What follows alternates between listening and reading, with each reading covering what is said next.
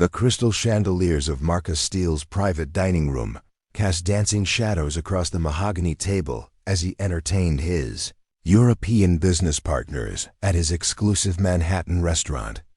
At 62, Steele had built his fortune through a combination of shrewd investments, political connections, and what he privately called knowing how to read people. Tonight, he was closing a deal worth $300 million with a consortium of German investors. Dieser Service ist wirklich schrecklich, Steele muttered to his guests in what he believed was flawless German, gesturing dismissively toward the young black waitress refilling their water glasses. He had learned the language during his MBA at Wharton, where he'd spent a semester in Berlin. Look at her, probably doesn't even understand basic English, let alone how to serve people of our caliber. His German partner shifted uncomfortably, but Steele continued, emboldened by what he perceived as their agreement. Dies Menschen gehören nicht in Gehabin Einrichtungen, he said with a smirk, loud enough for the waitress to hear. They belong in fast food joints, not fine dining. The waitress, whose name tag read Amara, continued her work with professional composure, her dark eyes focused on her tasks. She was 26, with natural hair pulled back in an elegant bun and the kind of graceful movements that spoke of years of dance training. To Steele, she was invisible, just another piece of furniture in his carefully orchestrated world. Herr Steele, one of the German investors Klaus Weber, said quietly, "Perhaps we should." But Steele waved him off, enjoying his performance. He had always prided himself on his cultural sophistication, his ability to navigate international business circles. Speaking German in front of what he assumed was an uneducated service worker fed his ego in a way that few things could anymore. "Sie versteht so yeso nits," Steele continued, his voice dripping with condescension. "Watch this." He turned directly to Amara, switching to exaggerated English. "Miss, could you bring us more of that bread? And try not to drop it this time." Amara had not dropped anything, but she nodded politely. "Of course, sir. Right away." Steele turned back to his guests with satisfaction. See, simple minds, simple tasks. It's the natural order of things. The German investors exchanged glances that Steele misread as admiration for his worldliness. In reality, Klaus Weber was fighting the urge to leave the table entirely. As the CEO of Weber Industries, a company built on principles of equality and respect, he was appalled by Steele's behavior. When Amara returned with fresh bread, Steele decided to escalate his performance. "Wissen Sie, was lustig ist?" he said to his guests while looking directly at her. "I bet she thinks she's going to work here forever, serving her betters. Little does she know, I'm planning to replace most of the staff with machines.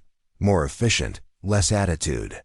The bread basket slipped slightly in Amara's hands, and for just a moment, her professional mask slipped to reveal a flash of pain.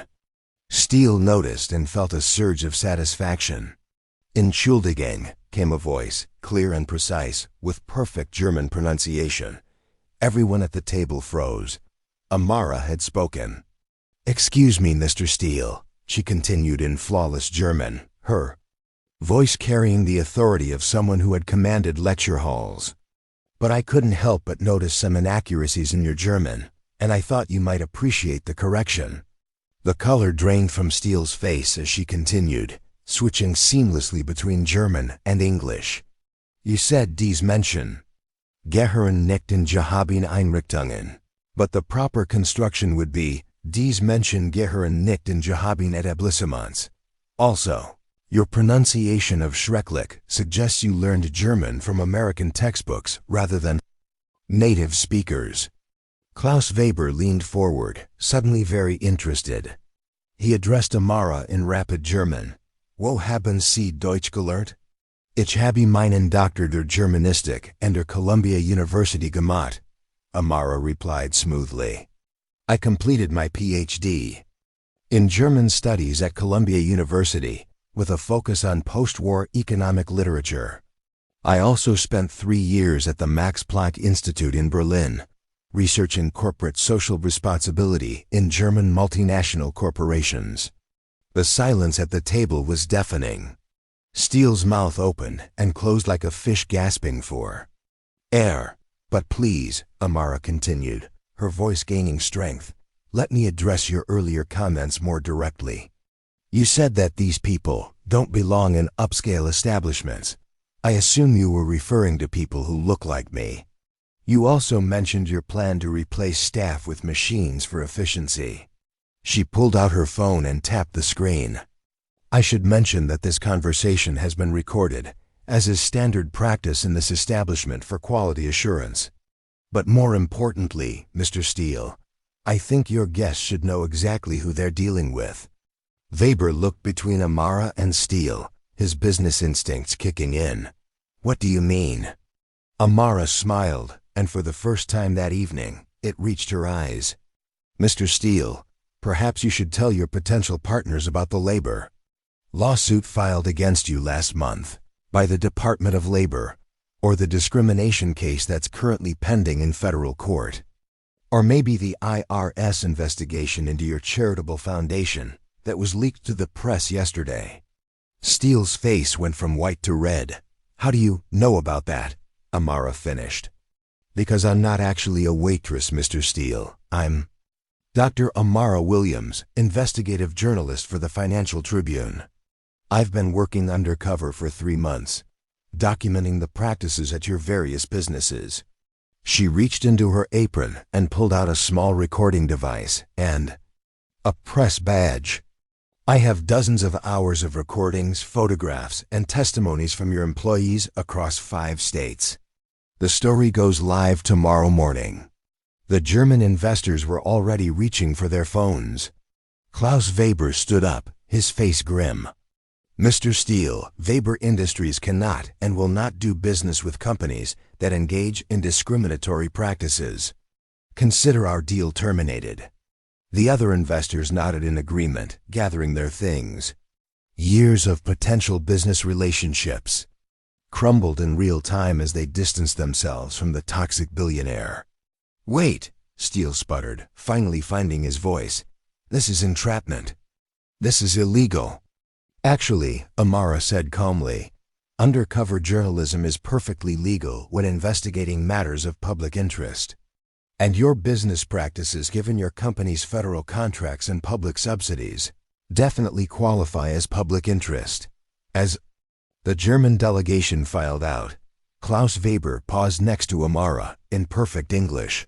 He said, "Dr. Williams, if you're ever interested in legitimate journalism opportunities, Weber Industries has a communications department that values truth and integrity."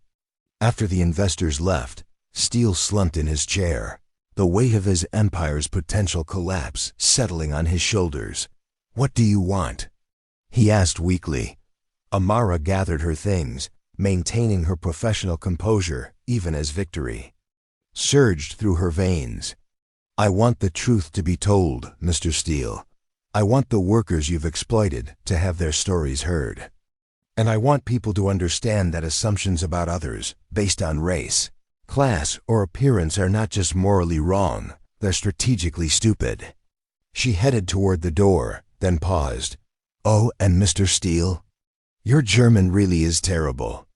You might want to take some classes if you plan on doing any international business in the future."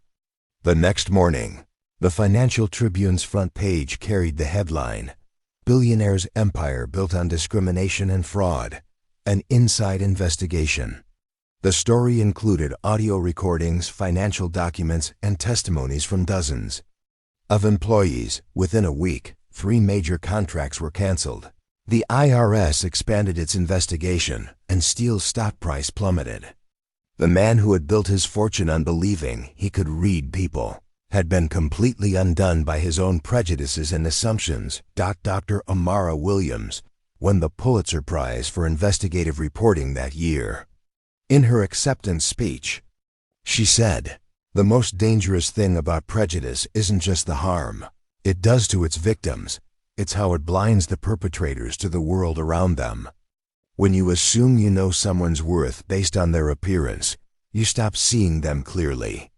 And when you stop seeing clearly, you make mistakes. Big ones. Marcus Steele learned this lesson too late, but perhaps others wouldn't have to.